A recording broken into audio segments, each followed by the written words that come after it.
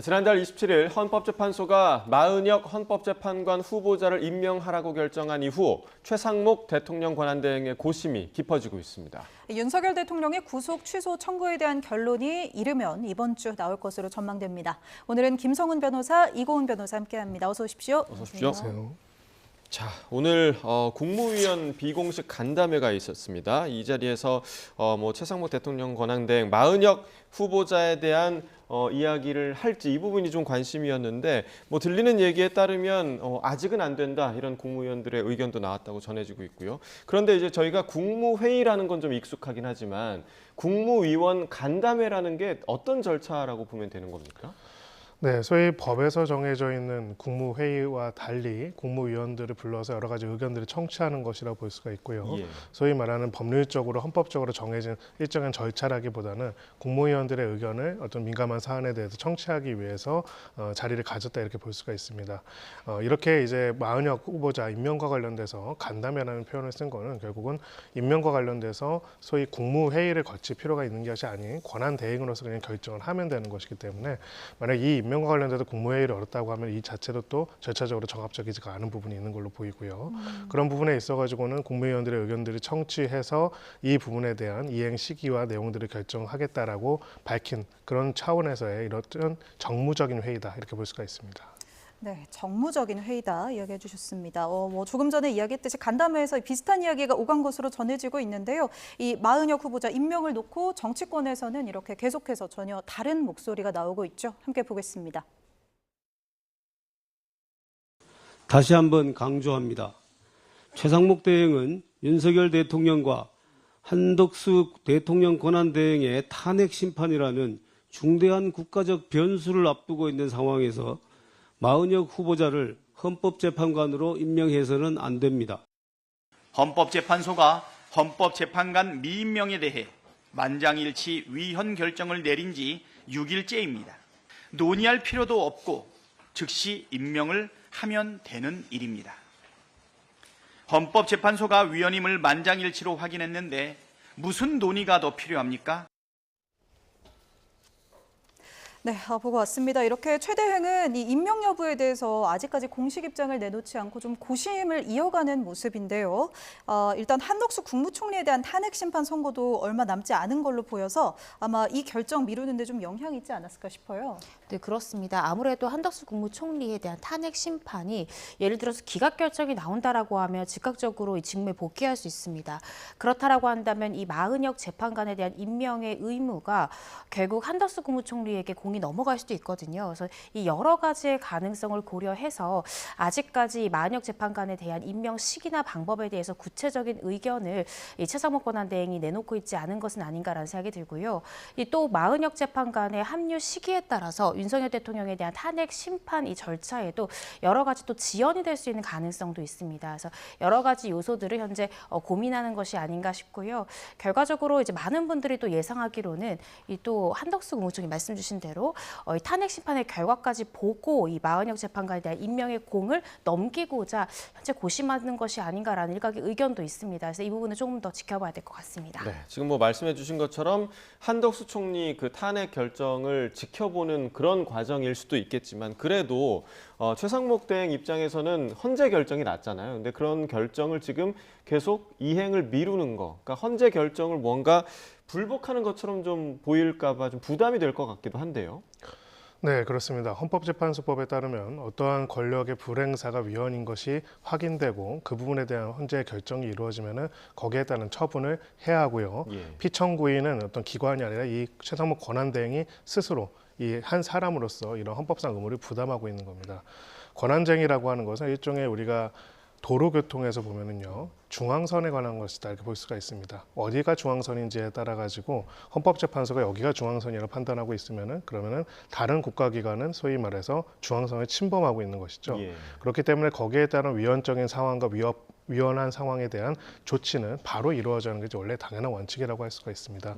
여러 가지 정치적인, 정무적인 또 압박들이나 논의들이 있을 수 있겠지만은 잠깐 이 문제에 있어가지고 가장 기본의 헌법적인 정칙과 원칙에 따르다면은 당연히 헌법재판소의 결정에 따라서 그에 따른 조치를 해야 할 의무는 바로 발생한다고 볼 수 있고요.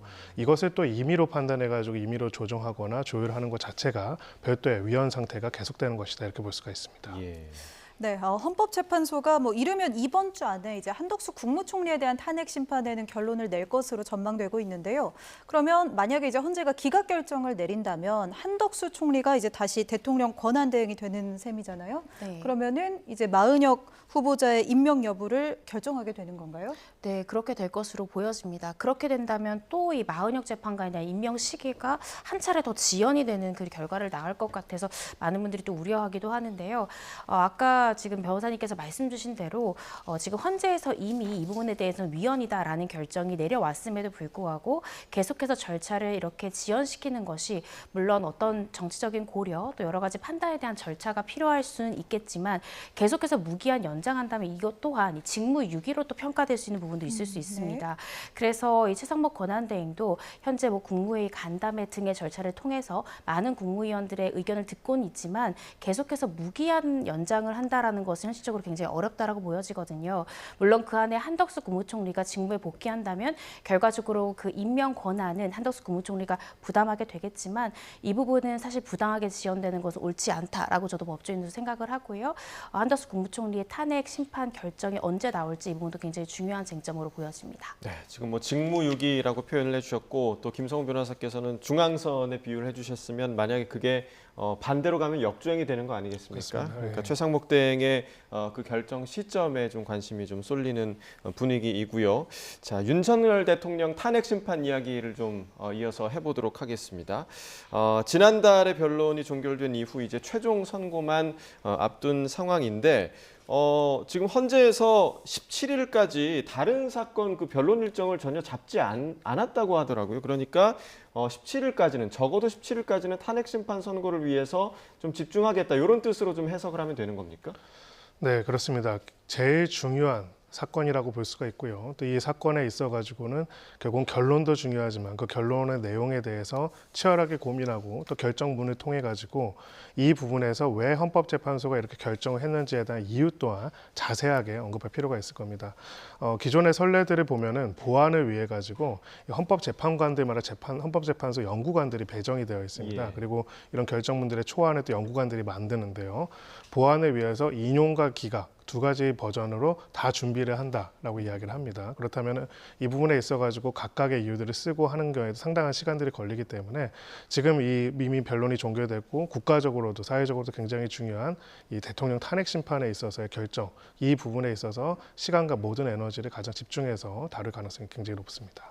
네, 17일까지 이제 다른 사건의 변론 일정을 잡지 않았습니다. 약 2주 남은 셈인데요. 이 탄핵 심판 결론까지 남은 마지막 변수가 앞서 이야기했던 이 마은혁 헌법재판관 후보자의 임명 여부입니다. 최근에 이제 대법원이 녹취서 열람 같은 걸로 이제 갱신 절차를 좀 간소화할 수 있는 형사소송 규칙을 시행했지만 그래도 만약에 마은혁 재판관이 임명이 된다면 어쨌든 변론이 한두 차례는 더 열려야 되니까 또 이게 좀 길어지지 않을까 싶은데요. 그럴 가능성이 있습니다. 네, 마은혁 재판관이 단순히 임명되는 것뿐만 아니라 이 재판관들이 평일에 거쳐서 윤석열 대통령에 대한 탄핵 심판 절차에 이 마은혁 재판관이 관여하는 것에 동의를 한다라고 하면 결국 변론은 재개되어야 합니다. 그래서 재개가 되었을 때 갱신 절차를 간이하게 할 것인가, 정식의 방법을 할 것인가, 그 다음에 논의 수순에 돌입할 것으로 보여지는데요. 일단은 마은혁 재판관이 임명이 된다라고 하면 남은 재판관들이 평일에 거쳐서 윤석열 대통령 탄핵 심판 절차 마 재판관이 포함이 되어서 함께 심리를 할 것인지 이 부분을 결정하게 될 것이고요. 관여를 하기로 결정이 된다면 그때는 이제 변론을 재개를 해서 갱신 절차를 거치게 될 것이고 갱신 절차의 방법으로 간이하게 갈 경우에는 여태까지 있었던 증인 신문들을 녹취록으로 또 대신하는 것으로 그렇게 할 것인가 이 부분을 양 당사자의 아마 의견을 청취를 해서 재판관들의 평의로 최종적으로 결정하지 않을까 싶습니다. 네, 결국 우리가 이게 이 변수에 대한 이야기를 하는 거는 결국 윤석열 대통령의 탄핵 심판 선고 일자가 언제가 될 것이냐 이 부분 때문에 변수 이야기를 계속 하는 건데 지금 지난 탄핵 두 차례 그 탄핵의 경험에서는 금요일에 모두 선고가 이루어졌다고 하더라고요. 그래서 오는 7일 그러니까 이번 주 금요일이죠. 혹은 다음 주 금요일 14일 이 선고기일이 되는 게 아니냐 이렇게 지금 얘기가 나오고 있는데 어떻게 좀 바라보고 계십니까? 네, 그게 좀 더 유력하다 이렇게 생각을 예. 합니다. 통상 헌법재판소는 이제 목요일 날 그동안 선고를 해왔었습니다. 그래서 일반적으로는 목요일 날 잡는 것이 원칙이라고 했었는데 대통령 탄핵 심판 같은 경우에는 워낙 이제 사회적인 중대성이 큰 사안이고 기각 내지 인용 여부에 따라 가지고 굉장히 많은 또 그걸로 이제 갈등이 치유되어야 하는 것이 원래 본령이겠지만은 예. 사실 그렇지 않은 경우가 많이 있기 때문에 이런 점들을 고려했을 때 이제 주말 전인 금요일 날 선고하는 전례가 있었다라는 분석이 있고요. 이번에도 그런 부분에 있어서는 3월 7일 혹은 이제 3월 14일에 선고될 가능성이 조금 더 높다라고 판단하고 있다고 봅니다. 마은혁 재판관의 임명 여부에 따라 시기가 좀 달라질 수는 있겠지만은 기본적으로는 단지 추론이긴 하지만 마은혁 재판관 임명에 대한 권한쟁의 심판에 대해서 윤석열 대통령 이제 소위 말하는 탄핵 심판이 종결된 다음에 선고를 했단 말입니다. 예. 이런 점들을 봤을 때는 설령 마은혁 재판관의 임명을 하더라도 이제 소위 이 변론에 다시 갱신을 하거나 그럴 의향이 지금 재판관 8명이 가지고 있지는 않을 가능성이 좀 높다라고 생각합니다. 왜냐하면 마은혁 후보자 임명과 관련돼서는 권한쟁의에서 지금 최상목 권한대행이 임명 안 하는 것이 위헌이다는 거에도 만장일치의 결정이 나왔거든요. 예. 그렇기 때문에 만약에 기본적으로 평의에 계속 참여시킬 생각이었다면 선고를 변론 종결보다 좀 더 앞당겨서 했을 것인데 종결된 다음에서야 선고를 했다는 것은 사실상 마은혁 재판관 임명 여부 혹은 임명에 대해 가지고 대통령 탄핵 심판에 영향을 안 받는 방향성으로 재판관들이 논의를 한 것이 아닌가 이렇게 추론해 볼 수 있고요. 그렇다면 더더욱 3월 7일이나 14일로 선고기일이 지정될 가능성이 매우 높다 이렇게 생각합니다. 네, 7일이 될지 뭐 14일이 될지 어떤 날이든 우리 헌정 역사의 또 하나의 어떤 획을 긋게 될 텐데요. 앞서 두 전 대통령의 이 탄핵 심판 선고 모두 실시간으로 중계가 됐었거든요. 이번에도 헌재가 뭐 전례를 따르지 않을까 하는 관측이 좀 나오고 있습니다. 어떻게 보세요? 네, 실시간 중계 가능성이 높지 않을까 싶습니다. 그간의 윤석열 대통령 변론 기일에도 실시간으로 영상을 공개하진 않았지만 시간차를 두고 예. 변론 기일 전반적인 부분들이 다 영상으로 국민들께 공개가 되었습니다. 그 말인즉슨 이 사안은 결국 대국민들, 모든 국민들의 관심 사안이기 때문에 결과적으로 선고기일만큼은 이 선례에 따라서 윤석열 대통령에 대한 결론도 아마 생중계할 가능성이 높지 않을까 조심스럽게 추측을 해봅니다. 네. 자, 윤 대통령에 대한 탄핵 심판 선고를 앞두고 대학가도 굉장히 좀 뜨겁습니다. 오늘 아마 이제 개강한 학교들이 굉장히 좀 많을 것 같은데 대학가에서 찬반 집회가 잇따르고 있는데요. 어제는요 중앙대 정문에서 집회가 열렸습니다. 이 장면 함께 보시겠습니다. 한국 사회 더 이상의 혼란을 막고 민주주의를 회복하는 길은 윤석열에 대한 즉각적인 파면 조치와 법을 사정한 최고의 형벌로 심판하는 것임을 밝힌다. 지금 현재 대한민국은 거대 야당에 의한 줄타닉과 행정부 마비로 국가 비상사태입니다. 윤석열 대통령께서는 헌정사상 초유의 길을 극복하고자 본인을 희생하셨습니다. 자, 탄핵에 찬성하는 그리고 반대하는 학생들의 입장을 함께 좀 들으셨는데 이렇게 최근에 여러 대학에서 찬반 집회가 있을 때마다 보이는 사람들 중에, 그러니까 대학생들도 있지만 뭐 외부에서 들어온 뭐 유튜버, 그러니까 정치 유튜버들이나 외부인들이 굉장히 좀 많아서 이 부분도 좀 논란이 되더라고요. 네, 이제 역사적인 배경이 조금 있습니다. 지금 대학교 같은 경우에는 소위 말하는 집시법상 집회와 시위 등을 진행할 때 신고 등을 관례적으로 안 해오고 있습니다. 예. 좀 학생들의 자치, 대학의 자치를 상당히 보장해주기 위한 거고요. 우리나라 이제 민주화 과정에서 대학에서 학내 학생들이 나서서 시위를 하거나 이런 과정들이 많이 있었고 또 반대로 이걸 억압하기 위해서 이제 군사 정권에서 여러 가지 소위 말하는 경찰이나 이제 폭력적인 이제 진압들을 담당하는 사람들이 개입했던 역사가 있었기 예. 때문에 이런 부분에 있어서 상당한 자율권을 주고 있는 것인데요. 다만 지금과 같이 이제 이게 대학생들 학내에서의 시위들을 넘어서서 여러 사회 세력들이 결합해서 이제 학내에서 갈등을 벌고 심지어는 약간 폭력 사태에 예. 준하는 행위까지 벌어지는 거는 원래 이러한 취지에 크게 반한다고 볼 수밖에 없고요. 또 법률적으로는 이제 여기서 만약에 만약에 이제 폭력 사태가 벌어진다거나 혹은 이제 학생들의 정상적인 학업 수행이 어려울 정도로 시끄러운 소란들이 벌어지게 된다면 이건 또 개별적으로 업무방해 행위가 될 수도 있고 또 그동안에 관례적으로 면제되어온 집시법 위반 혐의도 적용이 될 수가 있습니다. 그래서 이런 부분에 있어서 학생들이 의견을 표명하는 부분에 넘어서 가지고 여러 이제 단체들이 학교에 모여들어 가지고 학교의 정상적인 학사 운영을 어렵게 하는 거는 별도로 법적 처벌이 될 수밖에 없는 사안이라고 볼 수 있습니다. 예. 네, 뭐 어쨌든 학생들 등록금으로 또 운영되고 관리되는 곳이 대학교인데요. 뭐 불미스러운 안전사고는 없었으면 합니다. 이 대학가 캠퍼스를 떠나서도 여전히 찬반 집회가 열리는 곳들이 많은데요. 특히 김용현 전 국방부 장관이 옥중 서신을 내놔서 이 발언이 좀 논란입니다. 처단이라는 단어가 들어갔어요. 헌법재판관들 실명을 거론하면서 처단해야 한다 이런 발언을 내놨는데요. 이런 주장 또 어떻게 보셨는지 궁금합니다. 저는 법조인으로서 굉장히 위험한 발언이고 옥중 서신이다라는 생각이 듭니다. 사실 서부지법 폭동 사태를 우리가 보면서 법치주의 근간이 이렇게까지 흔들리는가에 대해서 많은 국민들 또 많은 법조인들이 우려의 목소리를 내놓았던 것이 사실인데요. 설령 윤석열 대통령을 지지하는 지지층에서 일부 어떤 폭력적인 부분을 공모한다 하더라도 정치인들이 나서서 만류해야 하고 모든 정치적 의견과 견해는 법이라는 테두리 안에서 나가야 함을 강조해야 된다고 생각이 듭니다. 그런데 김용현 전 국방부 장관이 오히려 서신을 통해서 이러한 집결 또 이 폭력적인 방법을 암시할 수 있는 이 처단이라는 단어까지 써서 또 특정한 재판관들의 이름까지 설치한다라는 것은 굉장히 위험한 발언이다라고 생각이 들고요. 어디까지나 정치적 견해나 뭐 집회나 시위 같은 부분도 법이 정하는 테두리 안에서 해야 된다라는 점을 좀 강조하고 싶습니다. 특히 이 문영배 소장 권한대행의 이 주거지까지도 가서 네. 많은 집회나 시위들이 이어져서 이 주민들이 정말 살지 못하겠다라는 지금 토로들이 나오고 있는 그런 상황이지 않습니까? 이러한 위험 상황 속에서 또다시 이런 서신이 나왔다라는 것은 저는 굉장히 위험한 신호다라는 생각이 들고요. 어디까지나 이 합법적인 테두리 안에서 이 정치적 의견이나 이런 것들이 표명되어야 된다라는 말씀을 거듭 드립니다. 네, 헌법재판소의 결정에 영향을 끼치려는 이러한 여러 행위들, 법치주의 국가에서는 분명히 지양돼야 할 행위임은 맞는 것 같고요. 그리고 윤 대통령의 구속 취소 청구, 그러니까 서울중앙지법에 청구를 했었죠. 이 부분에 대한 결론도 이번 주에 이제 이르면 나올 전망인데 사실 이 구속 취소 청구가 7일 이내에 결론을 내야 한다고 하네. 지금 거의 뭐 한 달이 지나가고 있는 것 같거든요. 왜 이렇게 고민을 하고 있는 걸까요?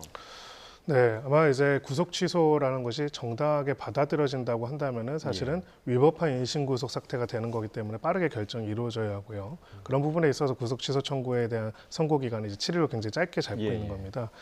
지금은 이제 그럼에도 불구하고 이렇게 오래 걸리는 건 사실 굉장히 이례적인 건데요. 그런 부분에 있어가지고 재판부 입장에서는 크게 두 가지를 고려하고 있는 것으로 봅니다. 첫 번째로는 이 취소 청구를 만약에 기각하게 된다면 그 기각의 사유에 있어가지고 굉장히 자세하고 정밀하게 이제 쓸 필요가 있다라고 판단할 것으로 보이고요. 지난번 서부지법 폭력 사태 같은 경우는 영장 발부와 관련돼서 그렇게 극단적인 폭력 사태가 벌어졌는데 구속 취소 청구에서도 혹시라도 이제 그런 사태가 반복하지 않도록 법리적인 부분에 있어서 충실하게 의견들을 기재하고 자세하게 사유들을 적시할 가능성이 높습니다. 그리고 절차적 기회를 충분히 보장해주고자 할 가능성이 높고요. 다음으로는 이제 구속 취소 청구와 영장 절차의 가장 큰 근본적 차이점입니다. 영장 전담 판사가 재판을 하는 건 아닙니다. 하지만 구속 취소 청구는 앞으로 이 재판을 주재할 재판장이 또 담당하는 부분이 있기 때문에 이런 부분에 있어서는 이제 이 취소 청구에 대한 최종적인 결론뿐만 아니라 그 이유와 모든 면에 있어서도 향후의 재판 진행에 있어서의 공정성에 있어서 시비가 발생하지 않도록 심혈을 기울인 것으로 보이고요. 만약에 하나 더 더한다면 이제 결국은 탄핵 선고가 얼마 안 남은 상황에서 이제 이 부분까지도 고려하지 않을까 하는 생각도 듭니다. 오히려 좀 헌법재판소의 그 탄핵 선고 결과 지켜본 뒤에 결론을 낼 거다, 뭐 이런 의견도 좀 있다는 말씀이시죠? 네, 만약에 이제 워낙 이제 일주일 안에 선고가 하게 되어 있는데 여기까지 늦어진 거를 보면은 결국은 이런 것까지 종합적으로 고려하고 있지 않을까 하는 생각을 할 수 있을 것 같습니다. 네. 자, 이 부분에 대한 그런 쟁점은 뭐가 될 것으로 좀 예상이 되나요? 그러니까 구속 취소 사유가 정말로 없는 것인지 아니면 있는 것인지 이런 것들을 주로 볼 것으로 보여지는데요. 윤 대통령이 계속해서 주장하고 있는 것이 바로 이 공수처라는 수사 권한이 없는 수사기관에서 수사했다. 위법한 수사라는 점. 또 서부지법은 관할 건이 없는 법원인데 이 법원에서 발부된 영장 효력이 없다라는 주장을 거듭해오고 있습니다. 이 부분에 대해서 이제 구속 사유가 과연 없는 것인지 이 부분을 좀 내밀하게 들여다볼 것 같고요. 추가적으로 계속해서 이 공수처의 영장 쇼핑을 윤석열 대통령 측의 변호인이 이야기하고 있고요. 또 형사 재판 관련 증거 기록을 검토해 보니 영장이 기각된 서류들이 있었다라면서 이것이 바로 위법한 영장 청구였다라는 이 증거로서 제출을 하고 있고 또 이렇게 주장을 하고 있습니다. 그래서 과연 이 위법한 영장 기각이었는지 영장 청구였는지 이런 부분들을 윤석열 대통령 측 변호인이 주장하고 있는 법리 위주로 검토하지 않을까 싶습니다. 네, 영장 쇼핑 논란까지 구속 취소 여부에 계속해서 영향을 미치는 소식들이 많았는데요. 어떤 결과가 나올지 좀 지켜보겠습니다. 이제 이재명 대표의 공판 이야기를 좀 해야 될 것 같은데요. 오늘 오전 이재명 대표의 대장동 그리고 성남FC 등 사건의 1심 공판이 열렸습니다. 대장동 재판부가 이제 교체됐었고 그 이후에 열리는 첫 재판이었죠. 네, 그렇습니다. 재판부가 원래 변경될 경우에는 오늘 우리가 여러 차례 몇 번 나오기도 했지만은 소위 말해서 재판부 변경에 따른 이제 공판 갱신 절차를 진행하게 됩니다. 그래서 변경된 재판부가 이제 이 부분에 있어가지고 갱신 절차를 진행하겠다라고 이야기를 했고요. 이제 간이하게 할 수 있기 때문에 간략하게 내용들을 고지하고 그리고 갱신하겠다라고 이야기했는데 이 부분에 대해 가지고 피고인으로서 이제 재판부에 나온 이제 이재명 대표 측에서는 이 부분을 동의하지 않겠다라고 이야기를 밝힌 상황입니다. 예. 자, 지금 말씀해 주신 것처럼 그 간이 절차, 간이 갱신 절차에 대해서 이재명 대표가 동의하지 않았다. 뭐 이거는 어떤 의미로 해석을 해야 됩니까? 향후에가 어떻게 이어지는 건가요? 네, 간이하게 갱신을 하려고 하면 당사자들의 동의가 필요합니다. 예. 아마 검찰에서는 동의했을 것으로 보여지고요. 그런데 이제 이재명 대표 측에서 부동의한 것으로 지금 현재 보도가 나오고 있습니다. 그렇다라고 한다면 정식의 절차에 따라서 그간 이루어졌던 증거조사를 다시 한 번 더 해야 되는가의 논의로 이제 귀결될 수 있는데요. 예. 증거조사 과정이라는 것이 그간 예를 들어서 이루어졌던 이 증인신문을 다시 증인을 부를 것인가, 또 이 증거로 제출됐던 것 중에 녹음물이 있는 경우에는 그것을 다시 한 번 더 들어보거나 영상을 재생을 해야 되는가, 이런 부분들에 대한 방법적인 논의가 이제 남습니다. 이 부분에 대해서 지금 현재 이 개정된 형사소송 규칙상 녹음물이 있는 경우에는 처음부터 그 녹음물을 다 들어볼 필요가 없이 이 녹취서가 있을 때는 그 녹취서를 그냥 대신하는 정도로 간이하게 갱신할 수 있다라고 형사소송 규칙이 개정이 되었는데요. 그렇다 하더라도 그 사망에 보시면 단서가 있습니다. 이 당사자들이 만약에 이 녹취서에 의해서 이 녹음물을 대체를 할 경우에 녹취서의 기재 내용과 녹음물의 기재 내용이 좀 불일치하다라고 이제 주장을 하거나 또 법관이 이 녹음물을 다시 한 번 더 들어볼 이 필요성이 인정될 때는 그 해당 부분은 일부 또는 전부를 다시 한 번 더 재생을 해볼 수 있습니다. 그래서 이재명 대표 사건에서 이 간이하게 되는 부분에 대해서 이재명 대표 부동의를 했고요. 재판부에서는 녹음물로 된 부분에 대해서 녹취서로 대신 하되 문제가 있다고 생각되는 부분은 당사자 측에서 어디부터 어디까지만 재생하자 이 부분을 특정을 해오면 이 부분은 재판부가 받아들이겠다. 이렇게 지금 오늘의 이제 변론에서 이야기가 된 부분으로 보여지고요. 그래서 일단은 이 녹음물로 된 부분에 대해서는 녹취서로 대신하겠다. 이 부분은 대전제로서 양측이 동의를 한 것으로 보여지고요. 그런데 녹취서로 이 대체된 부분 중에 특별히 재생할 필요가 있다라고 된 부분에 대해서만 다시 한 번 더 들어보기로 이렇게 오늘의 공판 절차가 정리가 되었습니다. 네, 그러니까 이 부분이 저희가 지금 헌재 얘기도 같이 병행해서 하고 있기 때문에 이 부분과 좀 연결이 되는 것 같은데 네. 헌재에서는 그동안 이제 마은혁 후보자가 만약에 임명될 경우 간이갱신을 할 것이냐 말 것이냐 이 부분도 얘기를 나눴었는데 형사소송에서는 그동안 이런 간이갱신 절차가 없었던 겁니까? 이 형사소송 규칙이 바뀐 게 얼마 전이잖아요. 네, 그렇습니다. 간이갱신 항상 있었습니다. 보통 이제 2월이 되면 법관들이 이제 정기 인사이동으로 바뀌게 되지 않습니까? 예. 그렇다라고 하면 이 지난해 계속되었던 법관과 이제 올해 2월에 새로 오는 법관이 당연히 바뀌게 되고 이 재판장이 변경이 되면 갱신 절차는 거쳐야 됩니다. 그런데 모든 재판을 갱신 절차를 정말 정식으로 방법을 한다면 어떠한 재판도 몇 년 이상 끌 수밖에 없는 상황이기 때문에 간이하게 이 피고인에게 진술 거부권을 고지하고요. 또 공소시효 유지를 간략하게 고지를 한 다음에 간이한 방법으로 공판 절차 갱신하겠습니다. 이 정도로 이 재판장이 이야기를 하고 넘어가는 것이 보통인데 예. 이것은 어디까지나 당사자가 동의를 했을 때 이렇게 간이하게 갈 수 있는 부분이 있습니다. 근데 이재명 대표는 이것이 굉장히 중요한 재판이고 쟁점도 많기 때문에 이렇게 간이하게 해서는 재판관이 이 사건의 쟁점을 이해하기 어렵지 않느냐. 우리는 간이갱신을 부동의한다라는 의사를 밝힌 것이고요. 그렇다라고 한다면 새로운 재판관이 다시 한 번 더 그 쟁점들이나 증거조사 부분을 다시 한 번 더 되짚어야 되는데 그 증거 중에 녹음물이 있는 경우에는 녹취서로 대신할 수 있다라는 것이 이번에 개정된 형사소송 규칙인 것입니다. 근데 녹취서로 대신을 하게 될 때 이때도 이 상대방, 이 일방에서는 이의를 제기할 수 있습니다. 예를 들어서 녹음물의 내용과 녹취서의 내용이 일부 불일치하다라고 주장을 할 수 있고요. 그렇다라고 한다면 해당 부분을 다시 재생할 수 있고 또 그 외에도 법관이 필요하다라고 인정될 때는 중요 부분에 대해서 녹취서로 대신하는 것이 아니라 직접 어떤 영상물이나 녹음물을 다시 들어볼 수 있습니다. 그래서 지금 오늘 있었던 이 재판 갱신 절차에서 논의된 부분이 녹취서로 대신한다라는 것은 대전제로 서로가 동의를 했고요. 다만 새로 들을 부분이 특정 부분이 있다면 그 부분은 특정을 해서 재판부에 제출을 하면 그 부분을 직접 들어볼 용의가 있다. 여기까지 정리가 되었습니다. 네, 안 그래도 뭐 자료가 되게 방대하다라는 얘기가 있던데 이게 네. 또 얼마나 또 걸릴지도 지켜봐야겠습니다. 네, 오늘 또 조금 전에 앞서 뉴스에서도 전해드렸는데요. 이 홈플러스 이야기도 좀 해봐야 될 것 같아요. 서울회생법원에 기업 회생 절차 개시를 신청했다고 밝혔는데 회생법원에서도 그 결정을 한 걸로 조금 전에 전해졌죠. 일단 회생 절차라는 게 기업이 어떤 상황에 놓였을 때 신청하게 되는 제도인가요? 네, 채무자 회생 및 파산에 관한 법률 34조에 따르면은 두 가지 경우에 신청을 할 수가 있습니다. 사업의 계속 수행에 있어서 현저한 지장을 초래하지 않고는 채무를 변제할 수 없을 때. 두 번째는 파산에 이를 수 있는 원인 사실이 있을 것이란 염려가 있는 경우 두 가지입니다. 한마디로 이제 정상적으로는 사업을 수행하는 과정에서 채무를 변제하기 매우 어려운 상황일 때 채무를 조정하고 채무 자체를 구조조정하기 위한 목적으로 이루어지는 절차가 회생 절차라고 할 수가 있고요.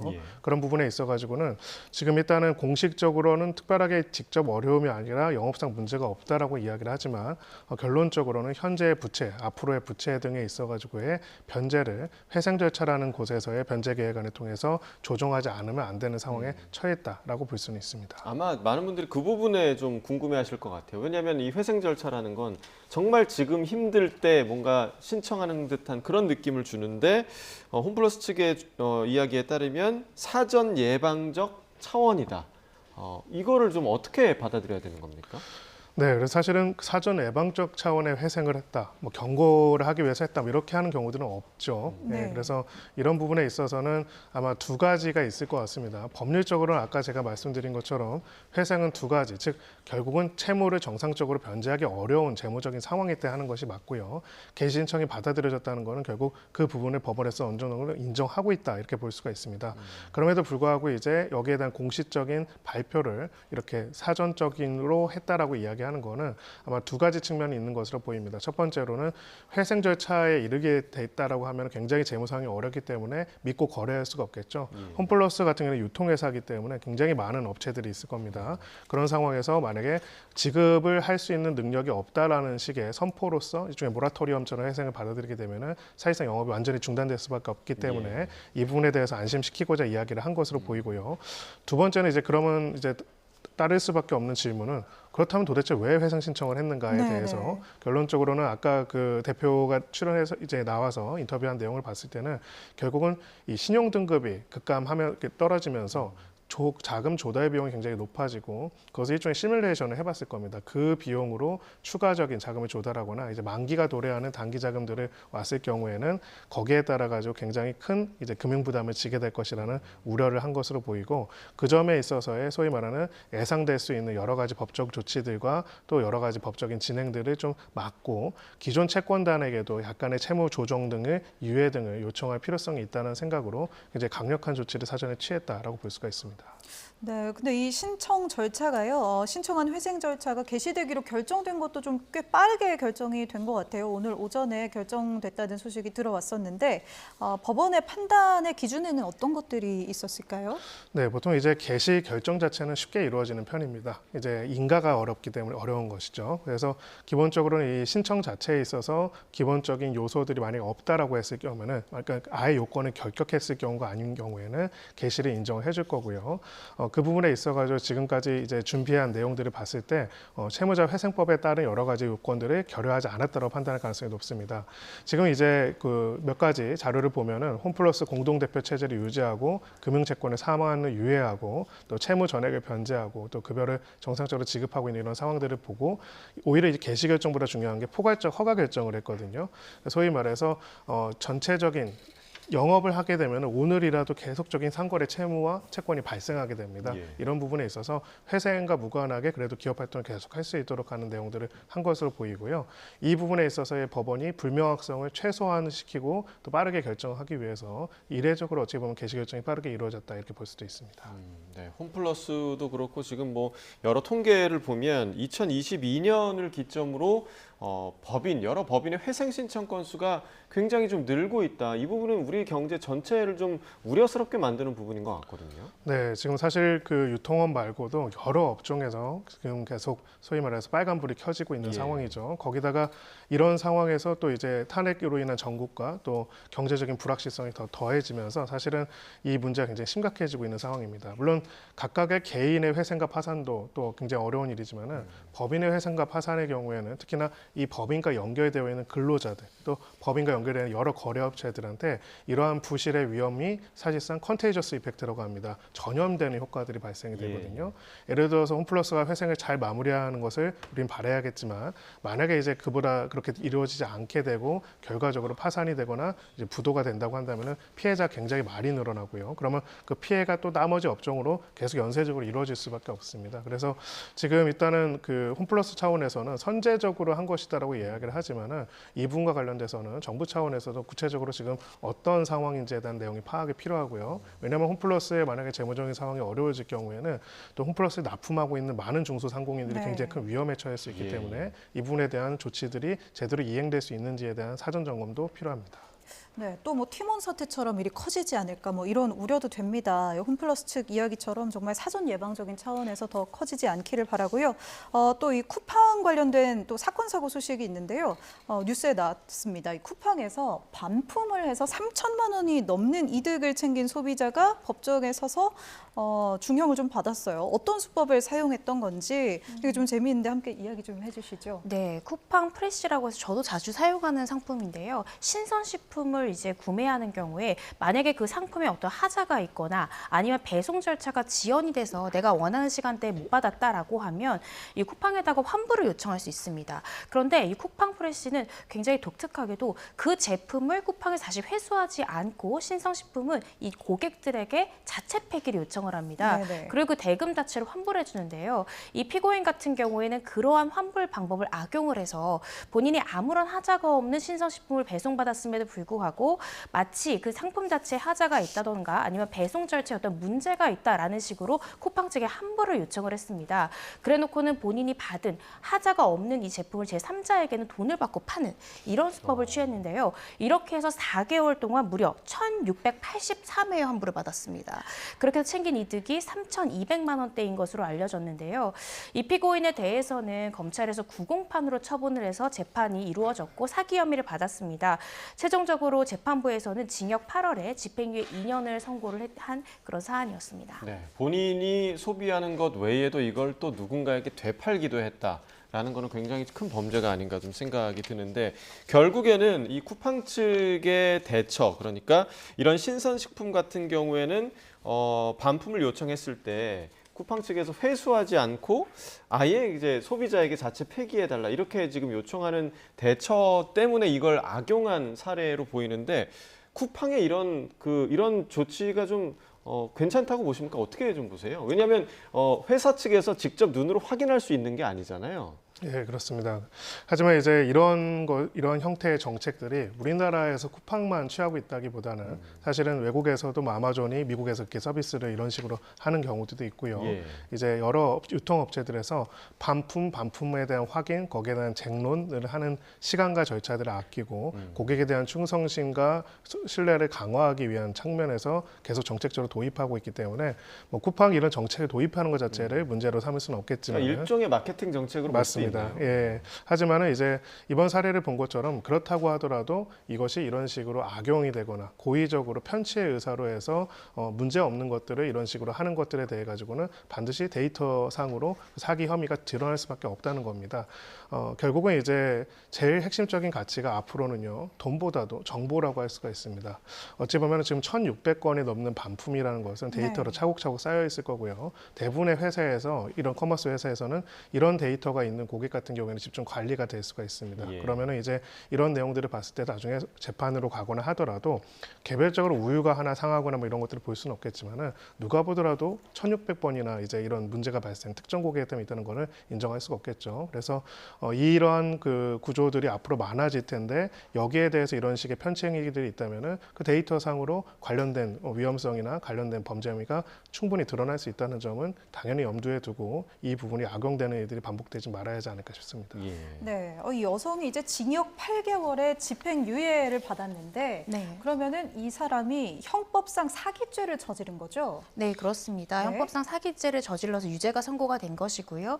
집행유예를 2년이나 선고했다라는 것은 사실 이 피고인은 여러 번 이 범행 반복하지 않았습니까? 법원에서는 재범의 위험성이 높고 재질이 좋지 않을 때 집행유예를 선고합니다. 즉 2년의 기간 동안 동종으로 또 범행을 저질렀을 때 이 2년의 집행유예가 취소되고 실형을 살아야 되는 상황이 올 수 있기 때문에 아마 재판부에서는 이 피고인이 1,000만 원이라는 금액을 공탁하기도 했거든요. 네. 공탁 금액이 꽤나 상당함에도 불구하고 집행유예라는 것을 선택했다라는 것은 이 피고인의 재범 가능성을 최소로 낮추고자 집행유예라는 형을 선고하지 않았나 싶습니다. 예. 상당히 상습적이고 또 사실 이 신선식품만 시켰다는 것이 이제 뭐 신선도라든지 특히 뭐 더운 여름에 아이스크림 같은 거 시키면 반품도 어렵잖아요. 이런 걸 되게 악용해서 계획적으로 계획범죄라고 볼 수 있는 거네요. 네, 그렇습니다. 당연히 1,000회가 넘는다라는 네. 것은 계획범죄가 아닐 수가 없고요. 굉장히 죄질이 좋지 않습니다. 만약에 이 사건에 대해서 재판부에서 벌금형을 선고했다라고 하면 또다시 다른 이제 사람들이 이러한 유사 범행을 계획할 수도 있지 않습니까? 그래서 이 벌금형보다는 집행유예형을 선고한 것이 아닌가라는 생각이 들고요. 아마 1,000만 원을 공탁했다라는 것도 집행유예형을 받는데 일정 부분 영향을 끼친 것 같습니다. 그 이유는 사실 저도 검사로 재직을 하면서 사기 범죄에 있어서 편취 금액이 3천만 원에서 5천만 원 구간일 때는 검사들이 보통 징역 1년을 구형을 합니다. 1년을 구형을 하고 만약에 피해자와 합의를 한다든지 특별한 어떤 사정 변경이 있으면 재판부에서 벌금형 내지는 집행유예를 선고하는 것이 통상인데요. 1,000만 원을 공탁했기 때문에 아마 검찰에서는 실형을 구형했을 가능성이 높지만 최종적으로는 집행유예형을 선고한 것이 아닌가 싶고요. 사실은 이 피해자와의 합의를 만약에 했다라고 하면 형종이 변경이 되어서 벌금형이 선고될 가능성도 있겠지만 네. 쿠팡 회사에서는 합의를 할 수가 없겠죠. 왜냐하면 유사 사안이 또다시 발생할 수 있기 때문에 이 한 네네. 고객에 대해서만은 합의를 할 수 없었던 것으로 보여지는데요. 아마 2심에서도 특별한 사정 변경이 없는 한 이대로 형이 확정될 가능성이 높지 않을까 싶습니다. 네, 그러니까 우려되는 부분은 사실 저희가 지금 이 보도를 하면서도 이 보도를 보고 또 유사 범죄, 그러니까 모방 범죄를 저지른 분들이 있지 않을까라는 우려가 있는데, 그러니까 업체 측에서도, 그러니까 유통업체 측에서도 이 부분을 좀 막기 위한 정책이 필요하지 않을까 그런 생각도 들거든요. 네, 맞습니다. 우리가 1,600회라고 이야기를 했는데요. 예. 그럼 누군가는 또 그럼 나는 한 200회 정도만 할까라는 생각을 할 수 있지 않습니까?